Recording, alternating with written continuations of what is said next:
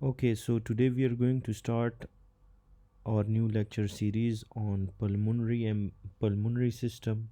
It includes everything about lungs and the pulmonary system. सबसे पहले इसमें हम एम्ब्रियोलॉजी के बारे में पढ़ेंगे। तो लंग की एम्ब्रियोलॉजी, इसमें हम सारी की सारी लंग की पैथोलॉजी, एम्ब्रियोलॉजी, एनाटमी सब कुछ इसमें हम पढ़ेंगे, ठीक है। तो लंग की एम्ब्रियोलॉजी पहले आप अंडरस्टैंड करो कि लंग बड पहले आपके साथ अपीयर होता है। एक रिस्पायरेटरी डाइवर्टिकुलम सबसे पहले आपके साथ ओरिजिनेट होता है, उससे लंग बड निकलता है और उससे इस तरह का एक बड निकलेगा और ये फिर आपके साथ लंग बनाएगा। This is out growth of the foregut. तो ये बात आपने याद रखनी है कि लंग आपके साथ जो है फोरगट से डिराइव होता है। फोरगट आपके साथ फ्यूचर एसोफेगस को अराइज कर देता है, उसको ओरिजिनेट करता है और इसके साथ साथ लंग भी फोरगट से ही आपके साथ डिराइव होता है और it forms during the fourth week of development. ये बात याद रखनी है कि लंग आपके साथ फोर्थ वीक ऑफ डेवलपमेंट में होगा। तो दिस इज़ अ डायग्राम, इसमें आपको फोर गट दिखाया गया है, मिड गट और हाइंड गट। ये नीचे वाले जो सिस्टम होता है जिसमें आईएमए आता है, उसमें hind gut, this is inferior mesenteric artery. Superior mesenteric artery mid gut में आता है और जो सीलिएक ट्रंक और एसोफेगस है वो आपके साथ फोर गट में आते हैं। इसके अलावा योग सैक या विटिलाइन डक्ट ये भी आपके साथ मिड गट में आता है। तो ये डिराइवेटिव्स आपको लाजमी याद होने चाहिए। आप इसको यहाँ पे पॉज करके यू कैन रिवाइज दिस और मेमोराइज दिस। फिर लंग मैचुरेशन में आपको डिफरेंट स्टेजेस मिलते हैं। First is pseudo glandular phase जो 5 to 16 वीक तक होता है। फिर दूसरा फेज़ है उसे हम कैनिकुलर फेज़ कहते हैं जो 16 to 26 वीक होता है। फिर there is a secular phase जो 26 वीक टिल बर्थ होगा और जो लास्ट वाला स्टेज होता है that is alveolar stage which occurs after birth. तो लंग की एनाटमी अगर हम पढ़ें, ये आपके साथ नॉर्मली लंग्स हैं, ठीक है। सबसे पहले ट्रैकिया, ट्रैकिया के बाद आपके साथ प्राइमरी ब्रोंकाई आते हैं। प्राइमरी ब्रोंकाई से फिर सेकेंडरी ब्रोंकाई, सेकेंडरी से फिर टर्शरी ब्रोंकाई, फिर ब्रोंक्यूल्स और एंड में आपके साथ क्या आते हैं, एल्वोलाई आते हैं, ठीक है। तो ब्रोंकाई में आपको हाइलीन कार्टिलेज मिलता है। ब्रोंकाई में आपको हमेशा हाइलीन कार्टिलेज मिलेगा। ब्रोंक्यूल जो है उसमें आपके साथ कार्टिलेज नहीं होता। टर्मिनल टू रिस्पायरेटरी, जितना भी terminal bronchiole to respiratory bronchiole है उसमें कार्टिलेज नहीं होता और एंड में आपके साथ ये एल्वोलाई आते हैं। तो एल्वोलाई में आपको कैपिलरीज नज़र आती है और यहाँ पे आपके साथ गैस एक्सचेंज होता है। तो ये इन्होंने एक एग्ज़ाम्पल दिया है, ऊपर लैरिंग्स है, फिर ट्रैकिया, पहले प्राइमरी ब्रोंकाई आता है, फिर सेकेंडरी ब्रोंकाई, फिर उसके बाद टर्शरी ब्रोंकाई, ब्रोंक्यूल्स और ये इन्होंने आपको ये कार्डियक नॉच भी बीच में दिखाया है। This is again the same example मैंने आपको कहा, जो अलवलाय है उसके इर्द गिर्द आपको कैपिलरीज नज़र आएंगी, ठीक है। अभी ये इसमें आपके साथ ऑक्सीजनेटेड ब्लड आता है और deoxygenated blood from the pulmonary artery, ठीक है। तो ये ऑक्सीजनेटेड और डीऑक्सीजनेटेड की बात की है। दूसरी बात याद रखना है कि जो टर्मिनल ब्रोंक्यूल है उसके साथ आपको ऊपर, उसके ऊपर इस तरह स्मूथ मसल्स आपको नज़र आएंगे, ठीक है। स्मूथ मसल्स नज़र आएंगे इसमें। फिर ये एल्वोलाई के अंदर आपको एल्वियोलर पोर्स भी नज़र आते हैं और इस सब पोर्शन को हम एल्वियोलर सैक कहते हैं। जो सूडो ग्लैंडुलर पीरियड है इसमें लंग जो है आपके साथ रिसेंबल करता है एक ग्लैंड की तरह। Branching to level of terminal bronchioles, इसमें ब्रांचिंग होती है to the level of terminal bronchioles and there are no respiratory bronchioles और एल्वोलाई प्रेजेंट। इसमें कोई भी रिस्पायरेटरी ब्रोंक्यूल या एल्वोलाई प्रेजेंट नहीं होंगे in the pseudo glandular period. ये 5 to 16 वीक्स तक होता है, ये आपने याद रखना है। इसमें लंग एक ग्लैंड की तरह रिसेंबल करेगा और ब्रांचिंग हुई होगी to the level of terminal bronchiole. फिर आपके साथ फीटल रिस्पायरेशन, तो फीटल रिस्पायरेशन में फीटल ब्रीदिंग के बारे में हम जानेंगे। It is actually the fetal breathing which is the called the fetal respiration को हम फीटल ब्रीदिंग कहते हैं। इसमें मूवमेंट्स ऑकर इन यूट्रो, जब baby is within the uterus और within the body of a female, तो उसमें जो ब्रीदिंग करता है उसको फीटल जो ब्रीदिंग करता है उसको हम फीटल रिस्पायरेशन कहते हैं। तो इसमें बेबी एस्पायरेट, अगर एमनियोटिक फ्लूइड को एस्पायरेट करेगा तो ये आपके साथ इट्स नॉट समथिंग नॉर्मल, ठीक है। एबनॉर्मल कंडीशन में बेबी एस्पायरेट कर सकता है एमनियोटिक फ्लूइड को, ठीक है। आफ्टर दैट फीटल रिस्पायरेशन से आपके साथ लंग की डेवलपमेंट स्टिमुलेट होती है और you see growth of respiratory muscles भी इससे होती है, and it is important for growth during pseudo glandular phase. ये फीटल रिस्पायरेशन इम्पॉर्टेंट है सूडो ग्लैंडुलर फेज़ में। अगर ये नहीं होगा तो फीटल को और सारी एबनॉर्मेलिटीज़ हो सकती है।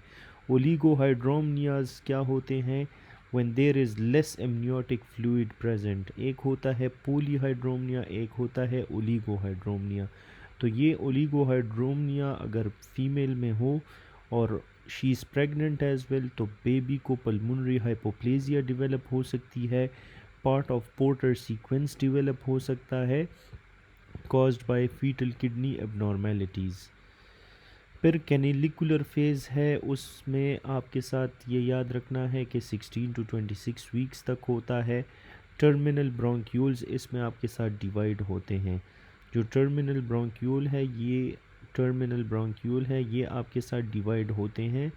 फॉर्म रिस्पायरेटरी ब्रोंक्यूल्स, ये रिस्पायरेटरी ब्रोंक्यूल बनाएगा, ठीक है। ये टर्मिनल ब्रोंक्यूल के बाद इसके बाद आपको रिस्पायरेटरी ब्रोंक्यूल नज़र आएगा, और रिस्पायरेटरी ब्रोंक्यूल जो है it divides into the alveolar ducts. तो ये आपके साथ रिस्पायरेटरी ब्रोंक्यूल डिवाइड होगा into the alveolar ducts. Survival after birth possible at end of the period, at the end of the period survival after birth is possible. फिर है कैनिलिकुलर period में airway lumen जो है वो आपके साथ लार्जर होगा, और इसमें आपको टाइप 2 न्यूमोसाइड सेल्स नज़र आएंगे, ये आपके साथ बनेंगे जो आपके साथ सरफेक्टेंट प्रोड्यूस करते हैं, सरफेस टेंशन को लोअर करते हैं, और ये आपके साथ एल्वोलाई को ओपन रखते हैं। फिर है secular period. Secular period 26 week से बर्थ तक होता है, ये आपने याद रखना है। टर्मिनल सैक्स इसमें बनेंगे जिसे हम प्रिमिटिव एल्वुलाई कहते हैं। तो ये प्रिमिटिव एल्वुलाई या टर्मिनल सैक्स की डेवलपमेंट के बारे में पूछे तो that is in the secular period, और कैपिलरीज इसमें मल्टीप्लाई होते हैं इन कांटेक्ट विद एल्वुलाई। फिर एल्वियोलर पीरियड जो है वो आफ्टर बर्थ आपको नज़र आएगा। At birth only about 1/3 of the alveoli is present, और बर्थ के बाद there is increase number of respiratory bronchioles and alveoli. तो बर्थ के बाद रिस्पायरेटरी ब्रोंक्यूल्स और एल्वोलाई का नंबर ज़्यादा हो जाता है। कंटिन्यूड लंग डेवलपमेंट होती है थ्रू एज 10, एज 10 तक कंटिन्यूड लंग डेवलपमेंट होती है। एल्वियोलराइजेशन किसे कहते हैं? जिसमें एयर स्पेसेस सब डिवाइड हो जाते हैं और न्यू वॉल्स आपके साथ बनते हैं। डे 4 में इस तरह का कोई इमेज आपको नज़र आएगा, और ये air spaces with each day it will divide. अभी ये यहाँ पे आपको ज़्यादा नज़र आ रहे हैं, यहाँ पे आपको डे 10 पे और ज़्यादा है, डे 21 पे सबसे ज़्यादा एयर स्पेसेस आपको नज़र आ रहे हैं। फिर है ब्रोंकोपल्मोनरी डिस्प्लेसिया, हम किसे कहते हैं? ये प्री मेच्योर इन्फेंट्स में होता है और it is treated in NICU, ठीक है। सरफेक्टेंट ऑक्सीजन और मैकेनिकल वेंटिलेशन से आप इसको ट्रीट करते हो, और ये आपके साथ हो सकता है ड्यू टू ऑक्सीजन टॉक्सिसिटी या कोई लंग ट्रॉमा हुई है। एल्वियोलराइजेशन डज नॉट प्रोग्रेस नॉर्मली, और रिस्पायरेटरी प्रॉब्लम्स होंगे इन्फेंट को during infancy, and it often improves during childhood. So this is bronchopulmonary dysplasia। अच्छा, सबसे पहले आपके साथ एयरवेज में ट्रैकिया आता है, फिर ब्रोंकाई आते हैं, फिर ब्रोंक्यूल्स के बाद आपको रिस्पायरेटरी ब्रोंक्यूल्स नज़र आएंगे, फिर एल्वियोलर डक नज़र आएगा, फिर सेक्यूल नज़र आएगा, फिर एल्वोलाई नज़र आएगा। तो एम्ब्रियोनिक पीरियड जो है that is from 4 to 7 weeks. Pseudo glandular phase is 5 to 17 weeks. Canalicular जो है 16 to 26 वीक में होगा, saccular is in 24 weeks till birth, और एल्वियोलराइजेशन होता है 36 वीक से 21 ईयर्स ऑफ एज तक।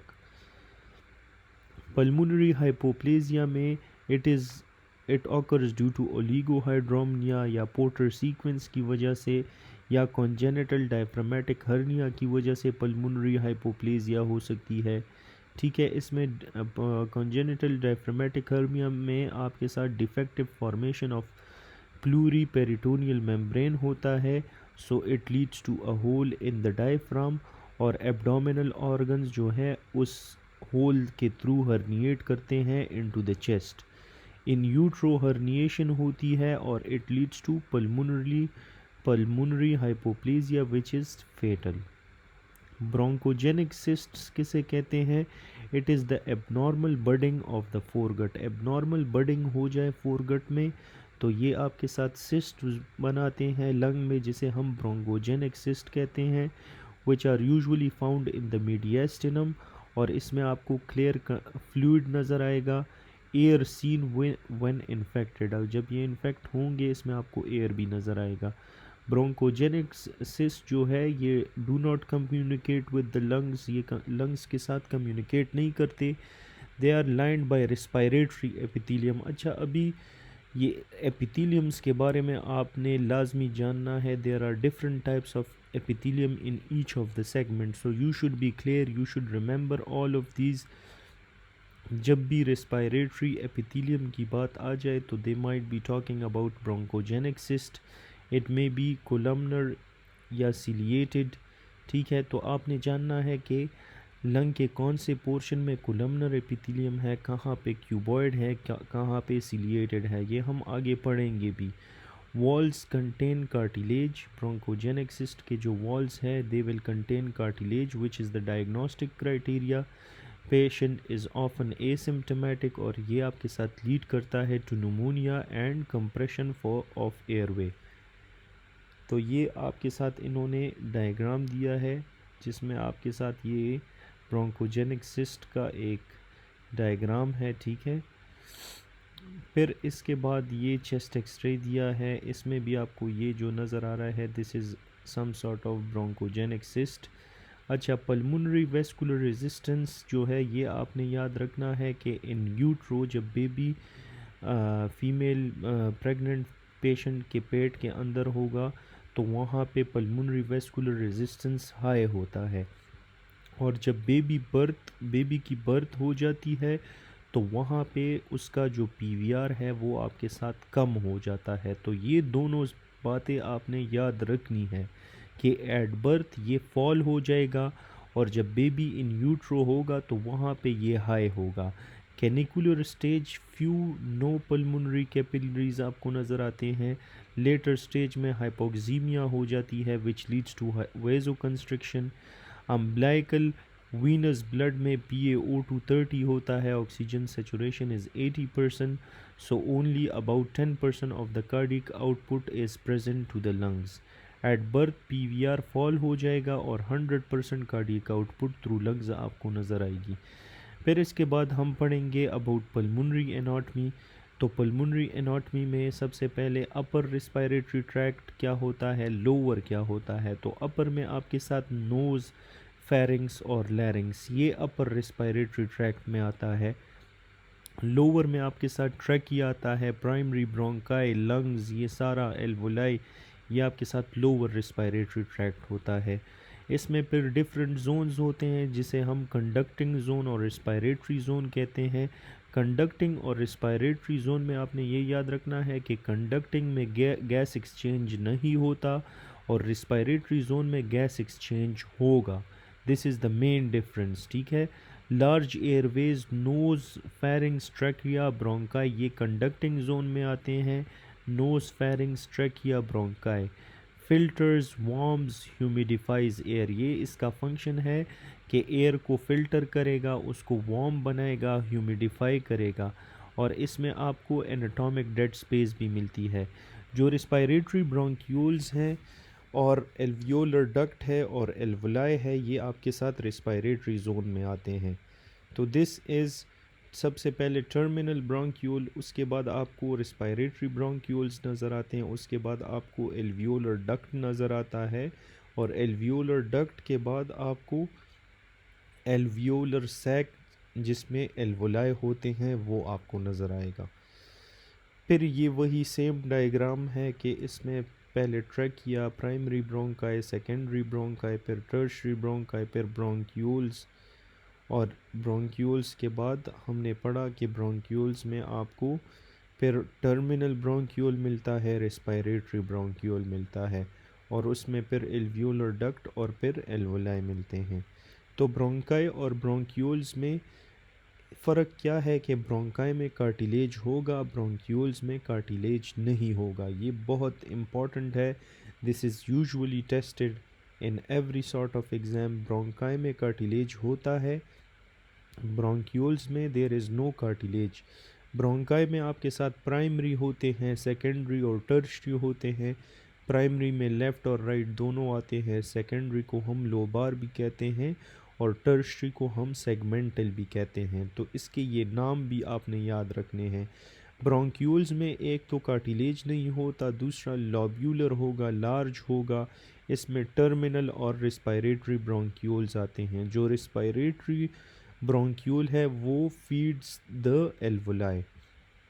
एयरवे सेल्स कौन कौन से हैं? एक गॉबलेट सेल्स होते हैं, एक सीलिएटेड एपिथेलियल सेल्स आपको नज़र आएंगे, और एक आपको क्लब सेल्स नज़र आएंगे जो ब्रोंक्यूल्स में होते हैं।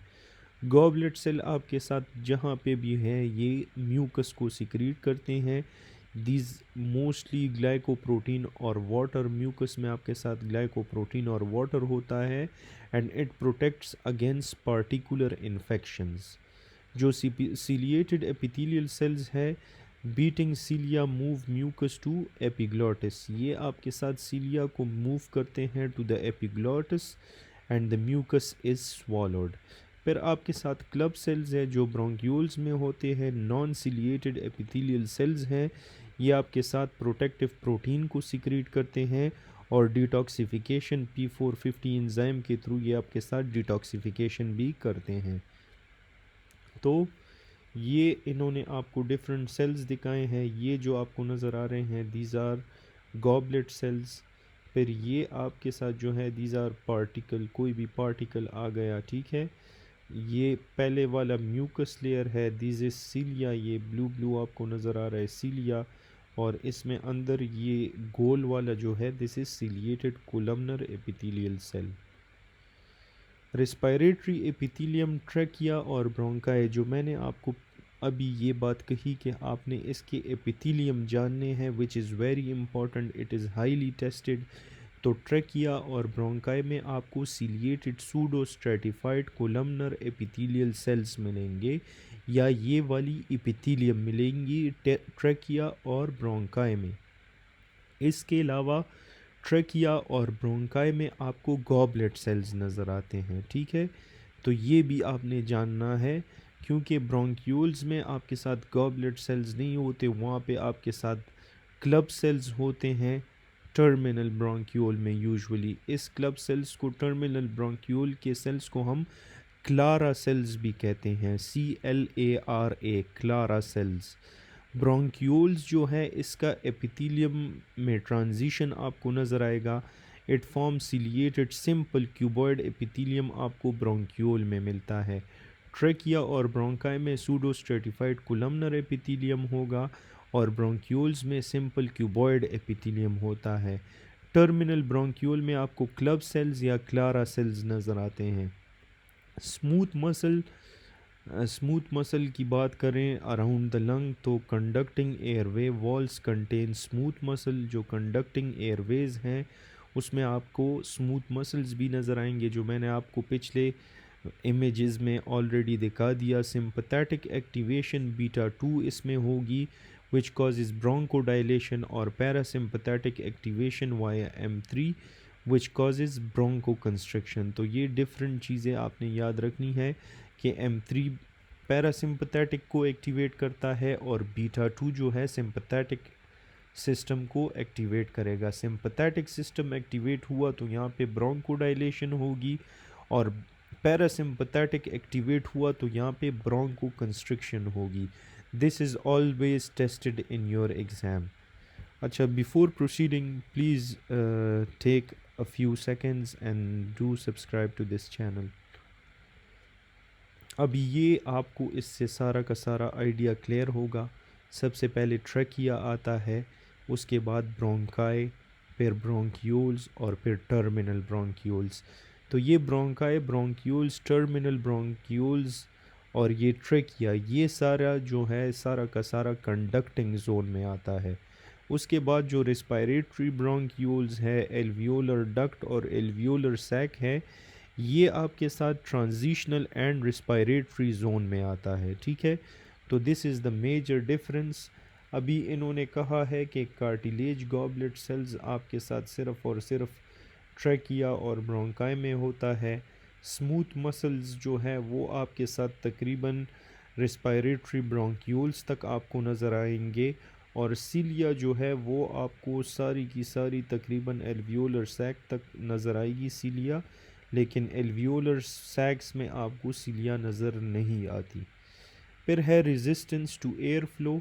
तो इसमें अपर एयरवे में 50% रेजिस्टेंस होती है, जिसमें नोज़, माउथ और फेरिंग्स आता है.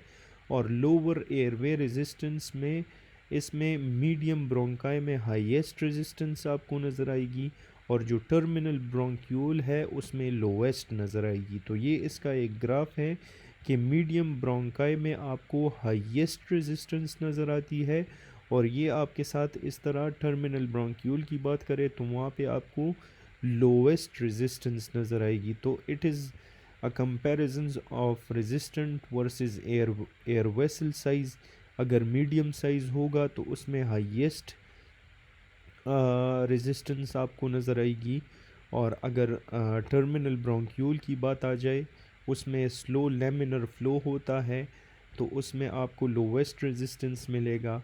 मीडियम ब्रोंकाई में टर्बुलेंट फ्लो होता है. फिर एल्वुलाई. एल्वुलाई क्या होते हैं, ये आपके साथ एक एल्वुलाई है, दीज आर स्मॉल सैक्स. ये आपके साथ सेपरेट होते हैं बाय सेप्टा. इसमें सिंपल स्क्वेमस एपिथेलियम होता है और आपको न्यूमोसाइट्स नज़र आते हैं. तो ये आपने याद रखना है. अच्छा, गैस एक्सचेंज भी यहाँ पे आपको नज़र आएगी, and it is surrounded by capillary. तो ये कैपिलरीज जो है इसको सराउंड करते हैं. ठीक है, इसमें आपको स्मॉल सैक्स नज़र आते हैं, ये स्मॉल सैक्स हैं. ये सैक्स जो है सेपरेट होते हैं फ्रॉम ईच अदर बाय सेप्टास, और सिंपल स्क्वेमस एपिथेलियम होगा. न्यूमोसाइट्स आपको इसमें नज़र आएंगी, और यहाँ पे आपको ये देख रहे हो कि CO2 अंदर आता है, ऑक्सीजन बाहर ब्लड में जाता है, तो यहाँ पे गैस एक्सचेंज भी होता है. This is very important. Pneumocyte क्या होते हैं, ये एल्वियोलर एपिथेलियल सेल्स हैं. इसमें टाइप 1 भी होते हैं, टाइप 2 भी होते हैं. जो टाइप 1 न्यूमोसाइट है वो मोस्ट कॉमन है, 97% ऑफ द सेल में प्रेजेंट होते हैं, और थिन फॉर गैस एक्सचेंज, ये गैस एक्सचेंज में हेल्प करते हैं. जो टाइप 2 है ये आपके साथ सरफेक्टेंट प्रोड्यूस करते हैं, और ये can proliferate to forms other cell types, can proliferate to form other cell types. तो ये प्रोलिफरेट होता है कि अदर सेल के टाइप्स आपके साथ बनाए. की for regeneration after injury, injury के बाद रीजनरेशन के लिए टाइप 2 न्यूमोसाइट्स रिस्पॉन्सिबल होते हैं. और अपार्ट फ्रॉम दैट इसमें आपको एल्वियोलर मैक्रोफेजेस भी नज़र आते हैं. सरफेक्टेंट्स क्या होते हैं, जब आप एक्सहेल करते हो एयर को तो उसकी वजह से एल्वुलाई श्रिंक होता है. ठीक है, अगर एक पेशेंट में लंग कोलैप्स हो जाए तो उसे हम एटिलेक्टेसिस कहते हैं. तो डिक्रीज एफिशिएंसी गैस एक्सचेंज और surfactant prevent collapse of alveoli. अच्छा, सरफेक्टेंट आपके साथ नॉर्मली ये आपने याद रखना है कि सरफेक्टेंट्स आपके साथ सरफेस टेंशन को डिक्रीज़ करते हैं, और लंग कंप्लायंस को ये आपके साथ इंक्रीज़ करते हैं नॉर्मली, ठीक है। आई एम नॉट श्योर, इसमें मैं थोड़ा गलत हो रहा हूँ, बट इसी तरह मुझे लग रहा है कि नॉर्मली ये सरफेस टेंशन को डिक्रीज़ करते हैं और लंग कंप्लायंस को इंक्रीज़ करते हैं। अगर आई एम रॉन्ग तो ये इसका ऑपोजिट हो सकता है, बट ये इसी तरह होता है। जब आप एयर को एक्सहेल करते हो तो उससे एल्वोलाई श्रिंक हो जाता है, और ये एल्वोलाई अगर कोलैप्स हो जाए तो इट कैन लीड टू एटिलेक्टेसिस।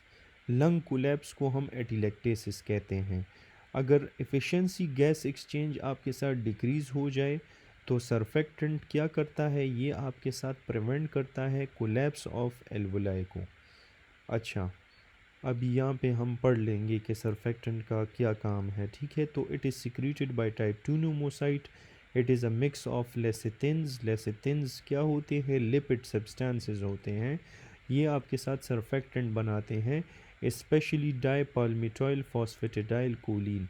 तो ये डाईपाल्मिटॉइल फॉस्फेटिडाइल कोलिन आपके साथ लेसिथिन बनाता है, और surfactant type 2 pneumocyte secreted by type 2 pneumocyte, and it is a mix of dipalmitoyl phosphatidylcholine. Surface tension: alveoli lined with film of liquid. Liquid forces shrink surface area into sphere, और surface tension is equal to liquid force. तो ये आपको भी कह रहे हैं कि surface tension किसे कहते हैं, और आपके साथ ये एल्वोलाई नॉर्मली क्या होता है, it is lined by a film of liquid. ये एल्वोलाई के इर्द गिर्द आपको एक फिल्म ऑफ लिक्विड नज़र आता है। ये लिक्विड क्या करता है, it forces shrink surface area into sphere. तो ये सरफेस एरिया को कन्वर्ट करता है इनटू अ स्फेरिकल शेप। तो surface tension is actually the liquid to liquid forces. फिर इसमें लॉ ऑफ लिप्लास है, इट डिटरमाइंस कोलैप्सिंग प्रेशर। तो फोर्स लिप्लास लॉ क्या है कि collapsing pressure is equal to 2 times into surface tension divided by radius. तो force tending to collapse alveoli, low collapsing pressure आपको नज़र आता है तो इजी टू रिमेन ओपन। अगर हाई कोलैप्सिंग प्रेशर होगा तो it will be difficult to remain open. तो इसमें एक ये फार्मूला याद रखना है। दूसरा आपने ये चीज़ याद रखना है कि अगर कोलैप्सिंग प्रेशर लो होगा तो आपके साथ it will be easy to remain open. अगर कोलैप्सिंग प्रेशर हाई होगा तो it is difficult to remain open. तो lung contain small alveoli, small radius is equal to high distending pressure. अगर radius कम होगा तो उस सब्सटेंस का डिस्टेंडिंग प्रेशर हाई होगा, तो it needs low surface tension to remain open. Surfactant reduce surface tension. तो मैंने जिस तरह आपको बात कही थी, ये लंग कंप्लायंस को नॉर्मली इंक्रीज़ करता है और सरफेस टेंशन को ये डिक्रीज़ करता है, और ये आपके साथ इंक्रीज़ करता है लंग कंप्लायंस को और सरफेस टेंशन को ये डिक्रीज़ करता है। तो ये collapsing pressure is equal to 2 into surface tension divided by radius. This is the Laplace law. Collapsing pressure is equal to 2 into surface tension divided by radius. अगर low collapsing pressure होगा तो आपको large alveolus नज़र आएगा। अगर high collapsing pressure होगा तो आपको स्मॉल एल्वियोलस नज़र आएगा।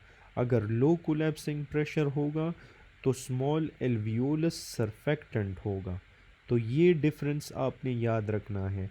फिर है fetal lung maturity.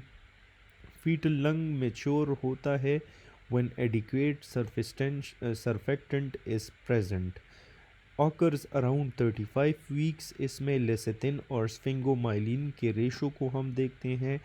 Both are produced equally under 35 weeks. Until 35 weeks ये इक्वली प्रोड्यूस होते हैं, लेसिथिन और स्फिंगोमाइलिन। अगर लेसिथिन स्फिंगोमाइलिन रेशो आपके साथ मोर देन 2 हो जाए इन एमनियोटिक फ्लूइड, तो ये आपके साथ सजेस्ट करेगा कि लंग मैच्योर हुआ है। तो ये बहुत इम्पॉर्टेंट रेशो है, लेसिथिन स्फिंगोमाइलिन रेशो। अगर ये 2 से ज़्यादा है तो इसका मतलब है कि लंग मैच्योर हुआ है। अगर 2 से कम है तो लंग मैच्योर नहीं हुआ, ये आपके साथ neonatal respiratory distress syndrome cause करवा सकता है। इसमें क्या होता है कि न्यूनेटल रेस्पिरेटरी डिस्ट्रेस सिंड्रोम में सर्फेक्टेंट की डिफिशिएंसी आपको मिलती है। तो अभी नॉर्मली सर्फेक्टेंट के बारे में मैंने कहा कि नॉर्मली सर्फेक्टेंट कंप्लाइंस को इंक्रीज़ करता है और सरफेस टेंशन को डिक्रीज़ करता है। अब अभी अगर इसकी डिफिशिएंसी हो जाए तो ये जो मैंने बात कही है ये ऑपोजिट हो जाएगी। तो उसमें क्या होगा कि सरफेस टेंशन हाई हो जाएगा और लंग कंप्लाइंस कम हो जाएगी and it will lead to atelectasis और डिक्रीज लंग कंप्लाइंस आपको डिक्रीज नज़र आएगी। हाइपोक्सीमिया आपको नज़र आ सकती है, PCO2 इंक्रीज़ होगा due to poor ventilation and there is poor response to oxygen, जिसकी वजह से लंग कोलैप्स हो जाते हैं स्पेशली द एल्वोलाई, और आपने इसके लिए इंट्रापल्मोनरी शंटिंग करनी होती है। इसके रिस्क फैक्टर्स क्या है? न्यूनेटल RDS के प्री मेच्योरिटी की वजह से ये हो सकता है, मदर को कोई डायबिटीज़ है, मैटरनल डायबिटीज़, उसकी वजह से RDS हो सकता है। हाई इंसुलिन लेवल्स जो है आपके साथ सर्फेक्टेंट की प्रोडक्शन को डिक्रीज़ करते हैं, तो ये आपने याद रखना है। दूसरी बात ये है कि अगर एक पेशेंट को सी सेक्शन हुआ है, सी सेक्शन के थ्रू डिलीवरी हुई है, तो baby spared stress response at delivery, तो इसकी वजह से फीटल कोर्टिसोल रिड्यूस हो जाता है and it leads to reduction in surfactants. Neonatal respiratory distress syndrome के कॉम्प्लिकेशन क्या है कि it can lead to bronchopulmonary dysplasia cause करवा सकता है, जो oxygen toxicity, alveolarisation does not progress normally और रेस्पिरेटरी प्रॉब्लम ड्यूरिंग इन्फेंसी नज़र आएंगे उसमें। तो इसका एक कॉम्प्लिकेशन है कि ये ब्रोंकोपल्मोनरी डिस्प्लेसिया कॉज करवाएगा।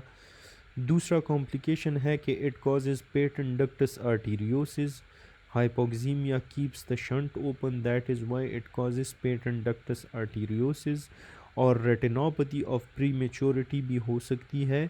तो ऑक्सीजन आपके साथ फ्री रेडिकल बनाएगा, new vascularisation in the retina हो जाती है, जिसकी वजह से रेटिनल डिटैचमेंट हो जाता है which can also lead to blindness. तो ये कॉम्प्लिकेशंस आपने याद रखने हैं कि एक आपके साथ ब्रोंकोपल्मोनरी डिस्प्लेसिया कॉज करवा सकता है, पेटेंट डक्टस आर्टीरियोसिस कॉज करवा सकता है, और retinopathy of prematurity can be caused. Prevention and treatment में प्री टर्म डिलीवरी में आप बीटा मेथासोन देते हो which is a corticosteroid and it is given to the mother to stimulate surfactant production. ये आप मदर को देते हो ताकि इससे सर्फेक्टेंट की प्रोडक्शन स्टिमुलेट हो जाए। और ट्रीटमेंट में आप सर्फेक्टेंट भी दे सकते हो which is administered via endotracheal tube. फिर है लंग्स के लोब्स। तो लंग का एक राइट साइड होता है, एक लेफ़्ट साइड होता है। राइट साइड में आपको 3 लोब्स नज़र आते हैं, right upper, right middle, right lower. और जो लेफ़्ट साइड होता है उसमें सिर्फ अपर और लोअर लोब आपको नज़र आते हैं। ये अभी इन्होंने राइट अपर लोब की बात की है कि ये लंग का right upper lobe is involved. अभी ये आपके साथ ये वाइट जो नज़र आ रहा है, this is the right middle lobe involvement, ये भी आपको नज़र आ रहा है। फिर इसके बाद राइट लोअर लोब, तो ये आपके साथ ये जो यहाँ पे वाइट हुआ है, this is the right lower lobe.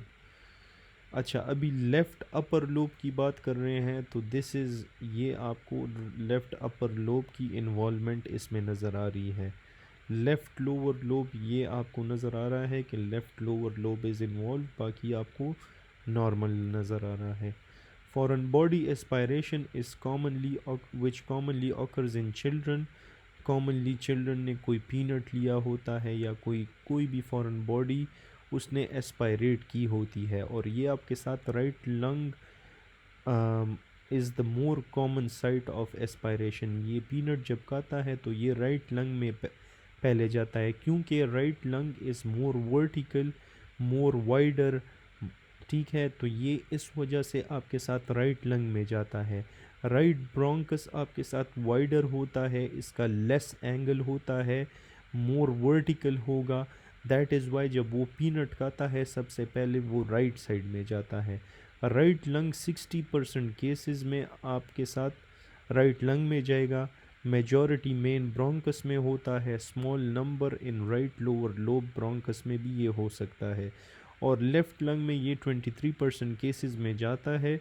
Majority in the main bronchus में होता है, small number in the left lower lobe bronchus आपको नज़र आएगा। फिर ये है मीडियास्टिनल एनाटॉमी। तो राइट एंटीरियर लेफ़्ट सुपीरियर, ये राइट आर्टरी आपके साथ एंटीरियर होती है, ये राइट एंटीरियर होता है। ठीक है, ये आपने याद रखना है कि राइट आर्टरी जो है this is anterior to this trachea bronchi whatever, और जो लेफ़्ट वाली आर्टरी है ये आपके साथ सुपीरियर होती है, ये इसके ऊपर होगी। लेफ़्ट वाली सुपीरियर, राइट एंटीरियर और लेफ़्ट सुपीरियर। तो ये अभी इन्होंने मीडियास्टिनल एनाटॉमी बताई है। ठीक है, इसमें ये जो दो स्पॉट्स आपको नज़र आ रहे हैं these are called carina. Mediastinum space between lungs आपको नज़र आता है। Mediastinum is the space between lungs. It is divided into 3 anatomical compartments. इसमें एंटीरियर, मिडल और पोस्टीरियर आता है। और differential diagnose of mass varies by compartment. तो ये डिफरेंट मीडियास्टिनल कंपार्टमेंट्स हैं, आप इसको इसके साथ देख सकते हैं। You can pause it here and go through it. फिर है मीडियास्टिनल स्ट्रक्चर, इसमें एंटीरियर में आपको थाइमस नज़र आता है। दिस इज़ वेरी इम्पॉर्टेंट, ठीक है, कि ये आपको याद होने चाहिए। ठीक है, if you are studying for any sort of exam they might test that where is thymus, is it in the anterior, middle or posterior compartment, where is the heart or where is the pericardium। ठीक है, तो इस तरह ये की knowledge आपकी test की जा सकती है। तो एंटीरियर में thymus, internal mammary arteries, lymph nodes होते हैं। और जो मासेस यहाँ पे आपको नज़र आते हैं, थायराइड मास हो सकता है, thymic neoplasia, teratoma, lymphoma. Middle में आपको पेरिकार्डियम, हार्ट, एओर्टा, एयरवे और एसोफेगस नज़र आता है। और मासेस जो हो सकते हैं मिडल में, lymphadenopathy, lymphoma, sarcoidosis, metastatic lung cancer. Posterior में spine, nerves and spinal ganglia हो सकती है। और न्यूरोजेनिक ट्यूमर, श्वानोमा, न्यूरोब्लास्टोमा। तो एंटीरियर में thyroid, thymic neoplasm, teratoma, lymphoma. Middle में lymphadenopathy, lymphoma, sarcoid, metastatic lung cancer. Posterior में neurogenic tumour, schwannoma, neuroblastoma. Major structures anterior में thymus, internal mammary arteries, lymph nodes हैं। Middle में pericardium, heart, aorta, airway, oesophagus. और posterior में spine, nerves और spinal ganglia आते हैं। Anterior mediastinal masses में थाइमिक मासेस हो आते हैं। Half of the anterior masses derive from the thymus. Thymoma is associated with myasthenia gravis, ये भी आपको इसमें नज़र आता है। टेराटोमा और जर्म सेल ट्यूमर आपको एडल्ट में नज़र आता है। Mediastinum is the most common location. Extranodal, GCT, teratoma, seminomas, terrible lymphomas. फिर इसके बाद थायराइड ग्रोथ आपको नज़र आ सकता है। देयर इज़ इनलार्ज और एक्टोपिक थायराइड टिश्यू में present as mass, usually connected to thyroid gland. ये आपके साथ है डायफ्राम, ये इसकी पिक्चर है, you can pause and study it. Diaphragm में डिफरेंट ओपनिंग्स होते हैं, एक होता है केवल ओपनिंग, एक होता है एसोफिजियल ओपनिंग, एक होता है एओर्टिक हाइएटस। 1 2 3 4 5 6 7 8 9 10 11 12, इसको आप काउंट करो कितने वर्ड्स है इसमें, 12, तो ये आपके साथ 12 हो गया। एसोफेगस को सिर्फ काउंट करो, ये कितने वर्ड्स हैं, 1 2 3 4 5 6 7 8 9 10, तो एसोफेगस में 10 वर्ड्स हैं, तो इसमें T10 आता है। और केवल opening inferior vena cava, vena cava कितने वर्ड्स है, VANA 4 CAVA केवा 8। तो ये आपको एक सिंपल तरीका है जो मैंने आपको कोशिश की कि आपको ये याद हो जाए। तो केवा T8 पे आता है, एसोफेगस T10 पे, एओर्टिक हाइएटस T12 पे। अच्छा, केवल ओपनिंग में आपको इंफीरियर वेना केवा नज़र आएगी, एसोफिजियल हाइएटस में एसोफेगस और वेगस नर्व नज़र आएगा, और एओर्टिक हाइएटस में, दिस इज़ वेरी इंपॉर्टेंट, ये हमेशा टेस्ट किया जाता है, इसको हम आटा कह सकते हैं, ATA आटा, aorta thoracic duct azygos when. Diaphragm innervated होता है bye C3 C4 C5, mainly C4 से। फ्रीनिक नर्व भी C3 C4 C5 से। ये कहते हैं कि diaphragm is innervated by the phrenic nerve, जिसका रूट लेवल है C3 C4 C5। डायफ्राम की इरिटेशन हो जाए तो इसको हम, इसमें आपके साथ जो पेन होगा वो शोल्डर की तरफ रेफ़र होगा। Classic example gall bladder disease है, जहाँ पे पेन रेफ़र हो जाता है to the shoulder. Also lower lung masses आपको नज़र आएंगे। Irritation can cause dyspnoea and hiccups. फिर इसमें कट नर्व अगर हो जाए तो डायफ्राम एलिवेशन हो सकती है और it can cause dyspnoea. Paradoxical movement आपको नज़र आएगी, मूव अप विद इंस्पायरेशन। जब एक पेशेंट एयर को इंस्पायर करता है तो diaphragm will move up and can see on fluoroscopy, जिसे हम स्निफ टेस्ट कहते हैं, उस पे आप इसको देख सकते हो। मसल ऑफ क्वाइट रिस्पायरेशन में आपके साथ क्या आते हैं, इसमें डायफ्राम आपके साथ इंस्पायरेशन कॉज करवा सकता है, और exhalation passive with normal breathing. Exercise breathing में इंस्पायरेशन आता है, जिसमें स्केलीन मसल्स होते हैं, वो आपके साथ रिब्स को राइज करते हैं। फिर होता है स्टर्नोक्लीडोमेस्टॉइड मसल, जो आपके साथ स्टर्नम को रेस करते हैं। एक्सहेलेशन में एब्डोमेन आता है, जिसमें rectus abdominis, internal external oblique आते हैं। ट्रांसवर्स एब्डोमिनस, इंटरनल इंटरकॉस्टल्स आते हैं। तो ये हम आगे पढ़ेंगे। Use of accessory muscle in respiratory distress आपको नज़र आएगा। So this was the last slide of lecture number 1। Hope आपको इससे कुछ ना कुछ याद आया हो। Thanks for watching and inshallah see you in the next video.